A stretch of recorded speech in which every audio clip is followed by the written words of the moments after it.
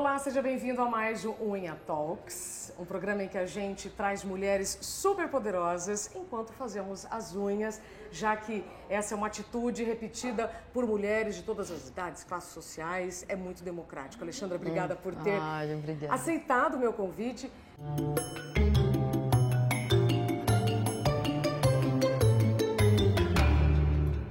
A Alexandra é escritora de vários livros, jornalista, apresentadora francesa, veio da França para o Brasil, já nós vamos conversar sobre isso.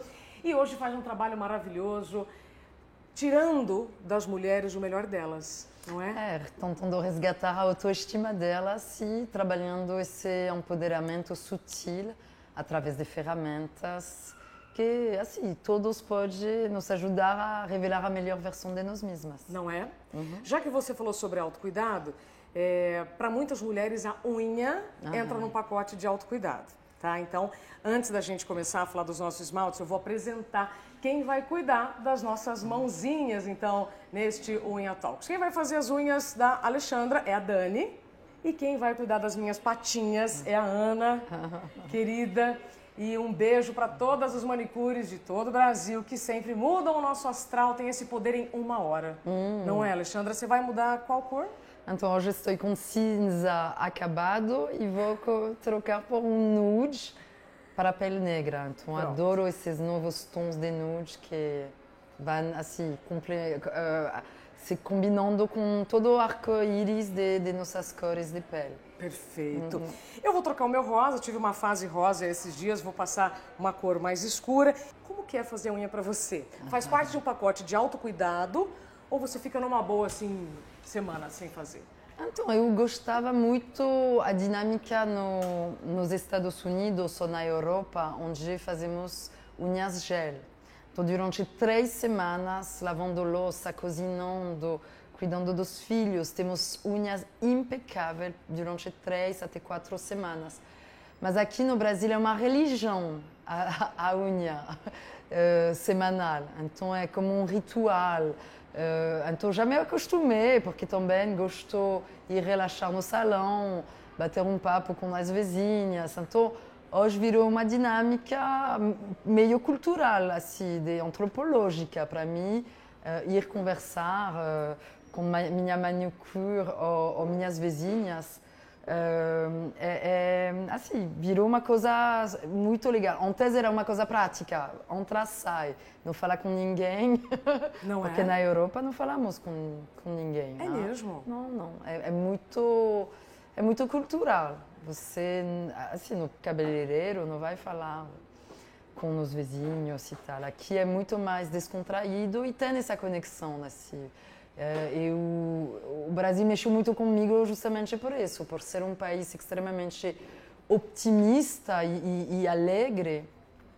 Também que esses últimos anos houve um down, assim, uma forma um pouco pessimista do Brasil se enxergar. E eu sou das optimistas. Eu vejo São Paulo como Nova York nos anos 50. Eu sinto uma efervescência na economia. Para mim, tudo está melhorando.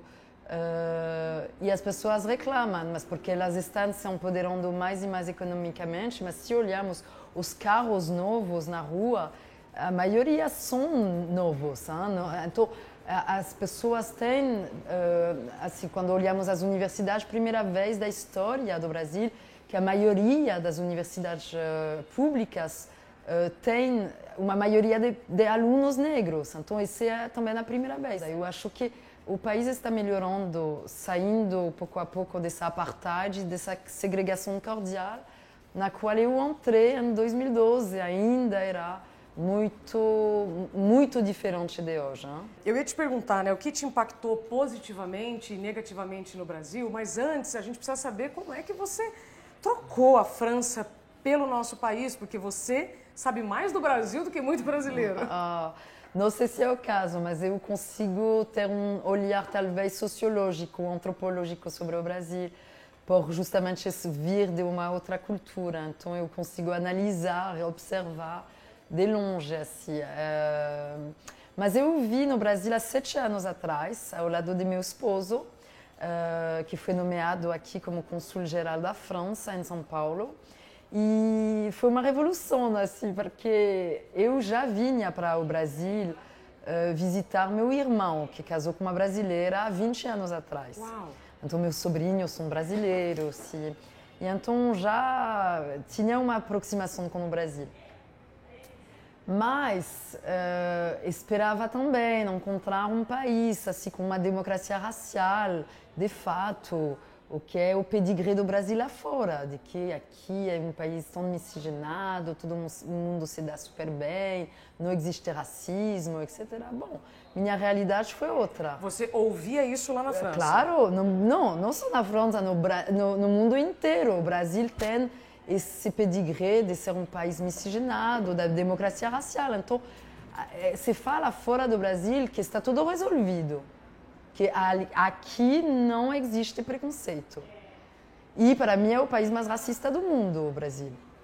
Porque eu acho justamente que os países mais miscigenados, justamente, têm polaridade muito maior. E aqui tem uma narrativa do loiro, uma fascinação pelo loiro, e pelos olhos claros e pela pele branca, que é uma coisa absurda, essa fascinação. Vejo isso com meu próprio filho, porque ele nasceu branco, loiro, e realmente vejo como as pessoas todos os dias incentivam a beleza dele como se fosse algo superior. Dizem o que dele? Ai, alemãozinho, anjinho, pequeno príncipe, que anjinho, que maravilha, seu filho, que loirinho lindo, então o tempo todo. E vejo, assim, eu não tive esses elogios de pequenininha. Agora, é interessante para mim olhar como criar uma criança com todos os privilégios, de uma certa forma. Só que eu percebo também que ser uma mulher negra dentro dessa elite não é um privilégio. Muitas pessoas falam de privilégio. Eu não acho isso um privilégio, eu acho isso um absurdo, uma coisa tão violenta, tão assim, chocante de nunca ver outras negras e outros negros na elite, nos espaços de poder desse país, que tem uma maioria de negros, de 114 milhões de pessoas negras no Brasil, que consomem 1,7 trilhões de reais por ano, que são a maioria, mas que são tratados como minorias e que até mesmo quando você olha para o governo, o Congresso, o Senado, tem menos de 1% de negros nesses espaços, 4% na televisão, sempre no papel do bandido, do traficante, do safado. A mulher negra é sempre relatada como servicial, como hipersexualizada ou faxineira. Então, eu acho que chegou o tempo de olhar por essa ficção que vamos usando para bombardear nossos cérebros e tem uma consequência sistêmica na neurociência que faz as pessoas ser cheias de estereotipos, cheias de clichês. E precisamos pedir para a Globo, sei que você trabalhou muito tempo lá, pedir para SBT, Band, para todo esse audiovisual que vai formatando, que vai criando no seu imaginário, de usar do espaço deles para reparar essa dor histórica ligada à escravidão e contar novas histórias. Então, eu consegui entender muito mais minha própria cultura opressora, colonizadora, dominante, porque os europeus invadimos o mundo inteiro, dividimos entre nós o mundo inteiro em nome de nosso Deus, criando genocídios, apagando civilizações, culturas, matando milhões de pessoas nesse processo, trazendo escravidão. Bom, nós somos limpos de uma história assim. E o Brasil mexeu comigo, porque ele me mostrou um lado, claro, desagradável, mas um lado também muito agradável, no sentido de que cheguei aqui com um título que me deu a oportunidade de ter esse palco de fala. Esse lugar de fala onde a elite e a mídia quis escutar uma consuleza da França negra, casada com uma aristocrata, diplomata, e que eles gostaram de me dar espaço de falar para conhecer como era a minha vida. Então, se você olha, fui apresentadora de TV na França há 7 anos, ninguém me perguntou sobre a questão racial na França. Uau! Alexandra, gente, já foi capa de diversas revistas, mas uma delas sempre me vem à cabeça. No título, você está com uma roupa belíssima na capa, né? E o título é Samba, Champanhe e Preconceito. Então, você conviveu com pessoas que tomavam champanhe e você sentia preconceito delas ou nesses ambientes não? Não, com certeza, nesses ambientes, claro, porque até mesmo recebia mais de 6.000 pessoas por ano na residência consular. E o protocolo francês faz questão de eu ficar na entrada para dar a bem-vinda aos convidados da residência. E quantas vezes pessoas passaram na frente de mim achando que era a empregada doméstica? Sério? Claro, claro. E isso é uma vestida de Glória Coelho, assim, super produzida, assim, cílios, postichos. Mas é isso, é muito difícil na cabeça da elite brasileira ver uma mulher negra como anfitriã. Então, Alexandra, pelo que você nos explicou, você viu o que poderia ser um problema para algumas mulheres, uma oportunidade. E falar sobre o racismo aqui no Brasil, você está nadando de braçada, em palestras, né, e trazendo esse olhar dentro das empresas. Então, como, assim, vejo que o Brasil é um país de oportunidade, um país onde a miscigenação e esse multiculturalismo é uma riqueza que ainda está sendo enxergada como uma tragédia. Mas eu amo esse síndrome do vira-lata. É mesmo? Porque eu me encaixo, eu sou uma vira-lata, então eu me sinto totalmente em sintonia com o síndrome da vira-lata, do colonizado que nunca tinha ouvido esses conceitos lá na Europa.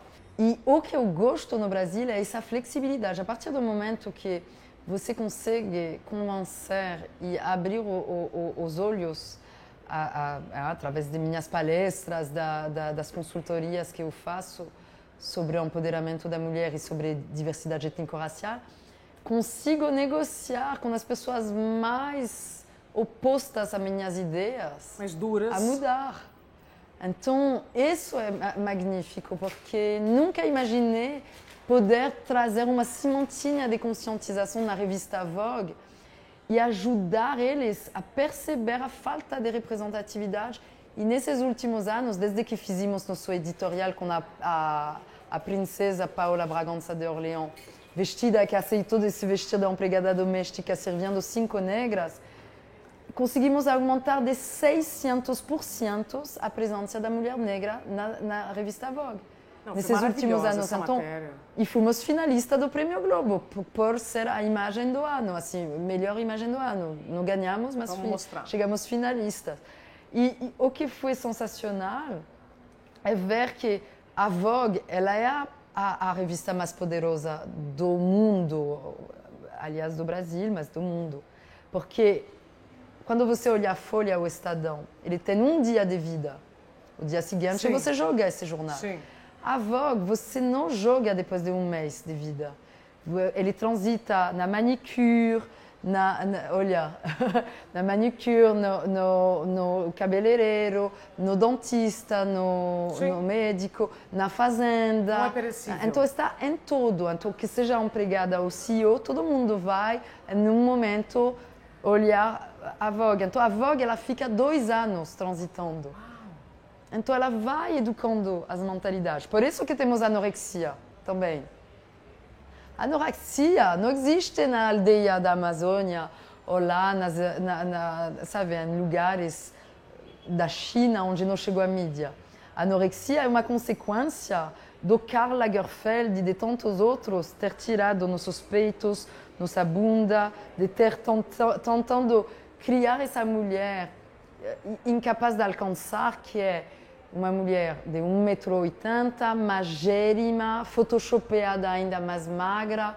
Então, para você se sentir sempre ruim, para nunca conseguir alcançar esse padrão de beleza, e você vai consumindo, comprando cosméticos, roupas, acessórios, para tentar preencher esse vazio de não conseguir alcançar esse padrão de beleza. Então, se olhamos a maior revolução do século passado, se olhamos por todas as mudanças do século passado, a maior revolução foi a revolução feminista.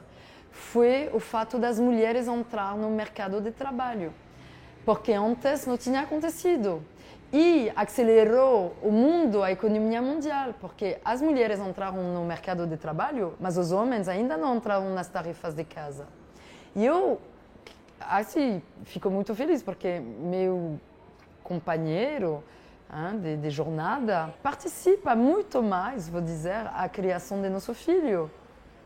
Porque é um acto político. Mas você também deixou, né? Porque muitas mulheres acabam não deixando que os maridos participem, não é curioso isso? É nosso veneno, precisamos deixar o homem entrar nessa dinâmica. Eu fiz uma viagem quando meu filho tinha 1 ano.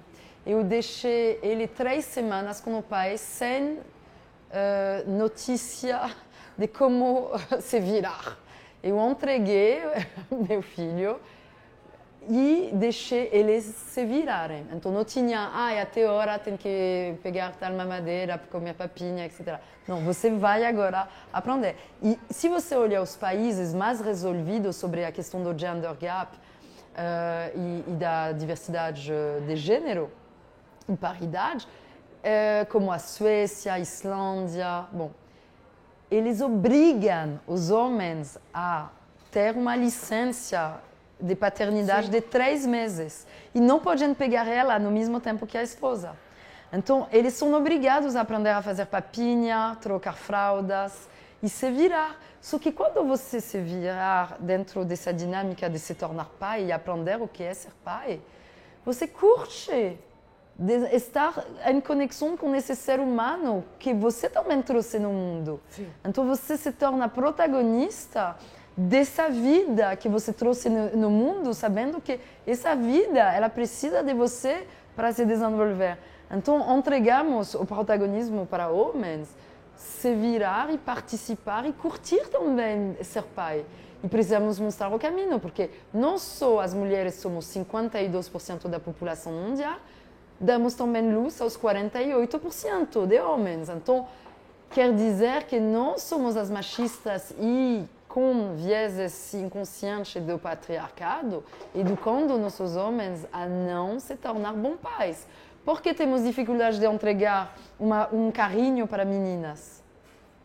Quando a maioria das mulheres dirigimos. Sim. Está mudando, né? Está tudo mudando. Não, mas entregar um carrinho para meninas ainda não está mudando. E bonecas para meninos ainda pior, porque tem esse lado ligado a um medo e a uma homofobia que não tem nada a ver.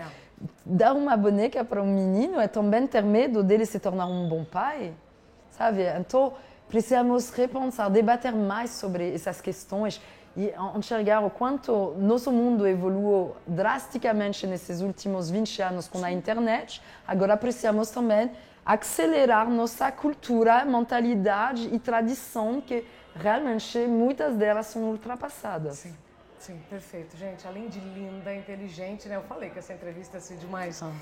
Alexandra, tem uma pergunta aqui que desde o início, desde que eu te vi, né, pessoalmente, eu tinha visto você em dezenas de fotos com aquele cabelão que eu amo. Aliás, eu vivo de lenço no cabelo, levantando o cabelo. E aí agora eu tô te vendo de cabelo liso. Por que você fez essa transição? Ok. Então, é um tema bem polêmico, mas fico feliz por você me perguntar. A minha vida inteira eu alisei, desde pequenininha alisei o cabelo, por justamente esses padrões eurocêntricos que vão, sabe, querendo apagar nossa beleza natural. Característica, né? E o Brasil foi assim, cardápio cultural excepcional para realmente entender minha negritude, mergulhar dentro de minha identidade, dentro de minha beleza. E assumi meu cabelo crespo durante 6 anos aqui, assim, de todas as formas, com turbante, tranças, black power. E curti muito, até um certo ponto onde eu percebi que em todos os espaços entrava como acto político em cima da minha cabeça, onde as pessoas só interagiam comigo sobre meu cabelo. E era uma agressão e micro-humilhações e assim, desconforto que chegou um momento onde eles ganharam. Vou te dizer, você vai, por exemplo, no almoço da Condesa Matarazzo, que eu amo e que foi uma mulher incrível, que me acolheu quando eu cheguei em São Paulo. E todas as amigas, primeiro no início, me olhavam torto, tipo, ai, mas o que essa negra está fazendo aqui?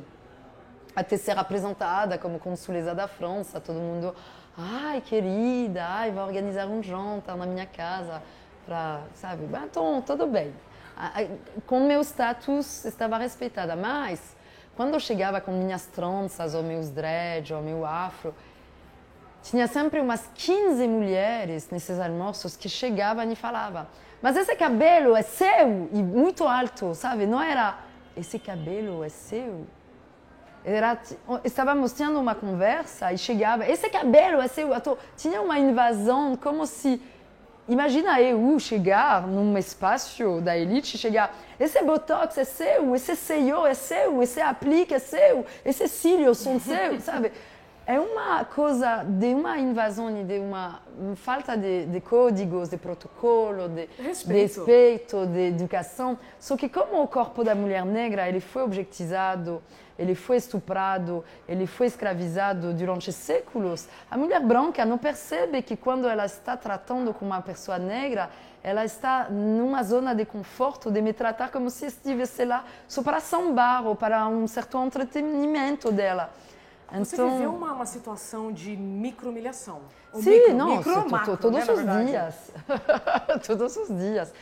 Tenho 1000 histórias assim, mas não tenho só isso. É o que é fantástico no Brasil. É que tem essa parte ruim, mas que não é tão ruim para mim, porque eu já ultrapassei essa dor. Eu acho que hoje... Onde me doe mais é no meu país. Quando as pessoas duvidam de minha legitimidade a ser francesa, porque sou negra, isso me machuca ainda. Lá na França? Claro. Mas aqui também, as pessoas me perguntam, mas você é francesa mesmo? Sim.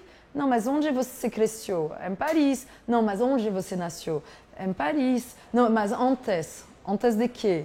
A França tem 400 anos de escravidão e 300 anos de colonização. Então, com certeza somos uma multidão,